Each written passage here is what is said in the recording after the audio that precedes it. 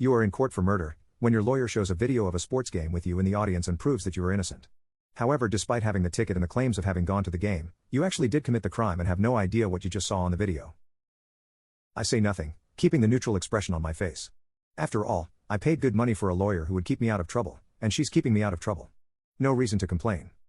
Still, something feels wrong. Not so much on getting away with the murder. I'm joyous on that front. But on the evidence itself. That's me, alright, sitting on recorded live television, in the stadium for a football game. Cheering, laughing, smiling. Booing, sneering, demanding. A picture model of a casual sports fan at a sporting event. The problem is, in reality, I was 100 miles away, stabbing a man to death with joyous, vindictive intent. I have never owned a jersey, nor bought tickets to so much as a high school play. I have never had an interest in football. And yet, there I am. The prosecutor is floundering, and not of their own cause. In fact, they rightfully smell the bullshit smeared across everything. But every motion made, dismissed by evidence. Every accusation, disproven, or made shakily without justification. Every right, correct point, brought to question by my lawyer. It weren't my own case, I would feel sorry for them.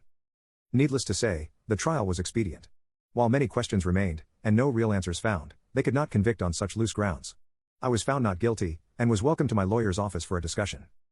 They explained that I had one more thing to do, before I could truly walk as a free man. I had to go back and attend the football game. This was, of course, confusing. Go back? Time travel, they explained. They continued to explain the plan, to which I must follow to letter. I would be sent back in time, placed back in my home right after I left. I was to call a cab, and attend the football game. Go home, put the sports memorabilia on the top shelf of the closet, where it would be found, but not immediately seen by my past self. Then I was to report back to them, where they would hide me, until this time where I would transported back in time. Then I would be a free man, well and truly. The whole thing sounded ridiculous, to be honest.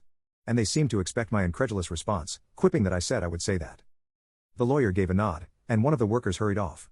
They returned, moments later, with me.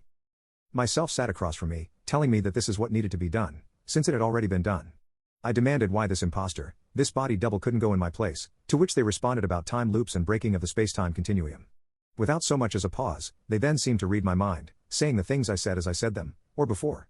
They also recounted a few stories that only I or we would know. Things never told to a single soul, and never found by man or law alike. Dubious, but understanding of the situation, I reluctantly agreed. Hard to argue when you are talking to a literal manifestation of oneself. Soon, I was briefed and equipped, and was ordered to stand on a pad. I did as instructed, and waited as some laboratory types rattled off readings of readiness, stages of completion of a process.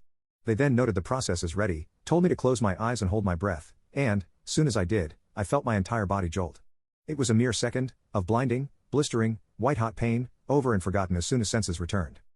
I opened my eyes to find myself in my home, just in time to hear my car start, backing out of the driveway. Everything was as it was, my calendar confirmed the date of the murder.